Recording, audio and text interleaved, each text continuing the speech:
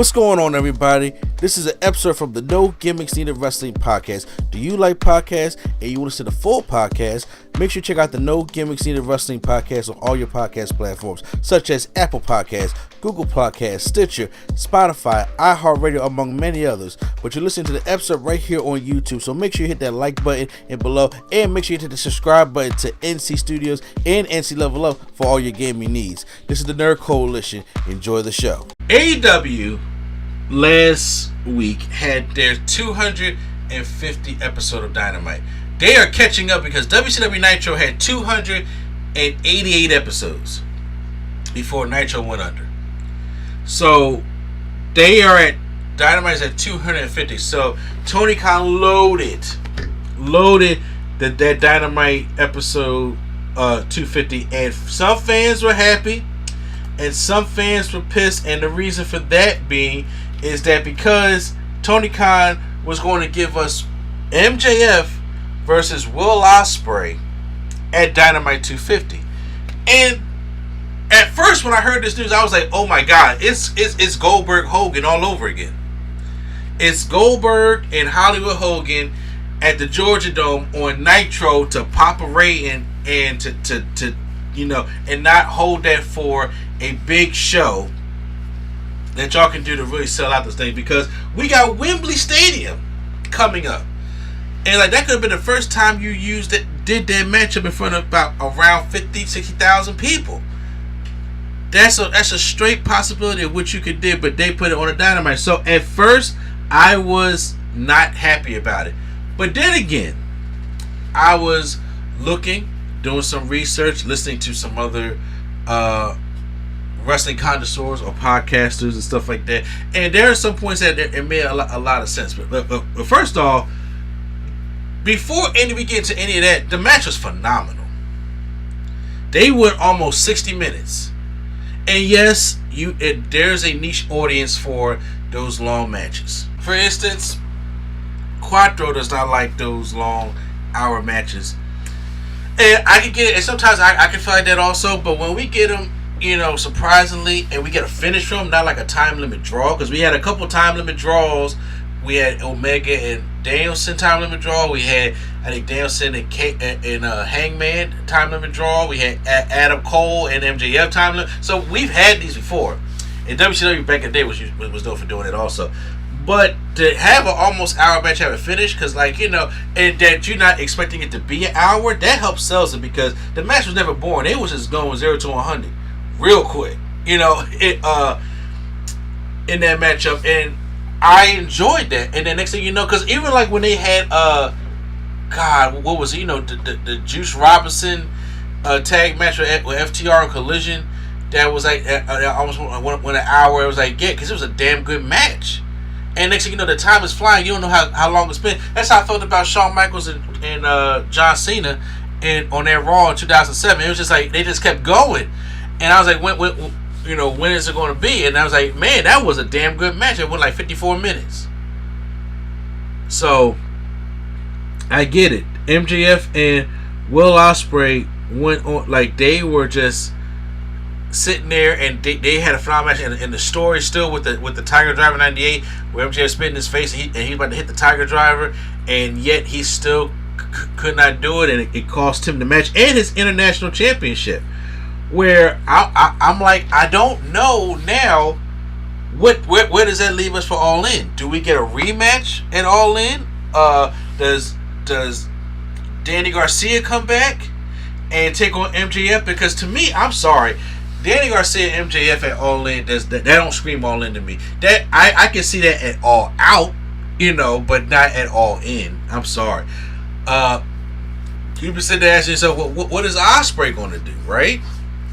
And I don't know, but it's the online hate, the tribalism of this matchup that wrestling fans got over this. It's like, man, I'm a wrestling fan, but then there's times when you just be like, oh, you got to cover your face, like, I'm part of this. You know, these are, you know, my people, in other words, is out here just acting a fucking fool over this matchup. And just review bombing it, talking all trash about it, and I'm like, these guys went out there and put on one hell of a match. People saying the greatest match in Dynamite history, warranted. Greatest match in AEW. It's like they have the wrestlers the capability to do that, and why wouldn't they do this? Because how you gonna top it if y'all do it again at All In? Which I figured, like, why not try to do that? I didn't understand all the hate towards this match, especially being a wrestling fan. And then they had Mercedes Moné taking on Nyla Rose. Also, Mercedes Moné won that one. They had Mariah May come out as Toni Storm. Yeah, she cut a good promo building up her match with Toni Storm at All In. They had a champion Swerve Strickland taking on Okada, which broke down, and then Darby Allin came back, and he's going to be the fifth man for their blood and guts matchup and stuff like that. So it was I thought it was a impactful show. And also the things that I was seeing, which makes a lot of sense, because I was sitting there thinking, like, why wouldn't they say that for All In? Tony Khan is still trying to, make this TV deal look good. He's trying that Warner Bros. Discovery thing that's going on back there, behind the scenes. They're trying to get that new TV deal. And I can understand you got to sell your product on television. That's the point of the TV deal. You got to sell your product on television. All the bosses that he at Mr. Zaslaw at Warner Bros. Discovery, you got to sell this to them. And because we got Blood and Guts going to be on TV, was it next week? I believe it is. So or in 2 weeks, yeah. But that's coming up. So I can understand loading up these cards to do this, to help get them a good TV deal, because once again, everything's still up in the air right now. Especially with the NBA, and they're fighting Amazon for that, so we don't know how that's going to go, and them trying to match the deal, because I don't got all the numbers and papers and all that. So I'm not a journalist that know all that kind of stuff. But also, says you want to make your TV deals look good, and you want to make your TV show look good for the TV deal. And I'm hoping that they can really give AEW a good deal, and they can have streaming on Max. That's what I'm hoping for. They can have the streaming on Max. You can put the Dynamites on there. You can put the Collisions, the Rampages, all them other shows on there, the special shows. You can put them on there. You can put the pay-per-views on there, and then to the point where it's just like, okay, now I can go watch the pay-per-views when they come out. Have a streaming service, because I think that will really benefit. And first of all, I could pay for more. I could watch more AEW pay-per-views, because I do not go out with my money situation. I do not go out and buy any more pay-per-views than I don't have to. If it's like a big show, I go out there and do it. Big show. But if I don't, that's because of that. So I don't get too mad at Tony Khan for doing that, to be honest with you, because I can understand wanting to sell your product to the TV stations, to have them be like, okay, yeah, I like what you put off. They put off a $7.95 1,000 rating, I believe it was, in the demo. So it wasn't 800,000, close to it. I think people were expecting them to hit like 900,000, maybe a million. I don't necessarily know, but you gotta take these small steps, these small victories, to help build these shows up, to get the deal, and sign them into that deal, put them on Max. So I respect that. I get that. I can't get so mad at that. And like I said, especially when the match is good, the match is great. The match is great. Maybe you're not into the 1 hour, match, some of that, but it opened the show. It wasn't like this was the main event, and it was like, okay, well, this match is coming on at 9 o'clock, so you already know that it could potentially go an hour. They just kept going. I think it worked, and I think it worked out for them. My biggest thing now is what's going to happen at All In. Are we getting a rematch, or because you're going to have Ospreay at that Wembley show? You got to have Ospreay there, and I'm thinking right now it probably looked like to be a rematch.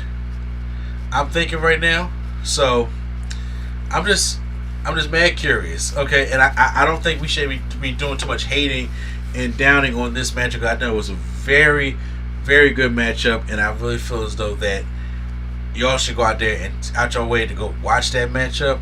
And it was good. And notice the milestone 250. Like I said, Nitro only had 288 episodes, and people be thinking like that was it. Yeah, because Nitro started in '95, and then 2001. Like I ain't talking about WCW. I'm talking about the show Nitro. Had 288 episodes in AEW, and don't like that they going under.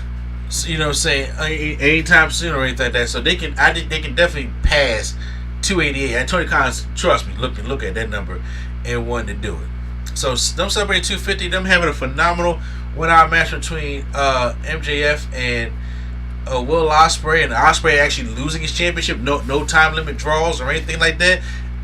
Yo, it really sets a good precedent for your TV show to try to get into this deal for a new television deal. So shout out to them for at least attempting to do that. But come on, y'all, it's good. You know what I'm saying? You got to give AEW credit when it's doing good, and then if it's not, it's not. You know what I'm saying? That's the way it is. But just all the hate I was seeing, I was like, I just, me personally, did not understand the hate that it was getting.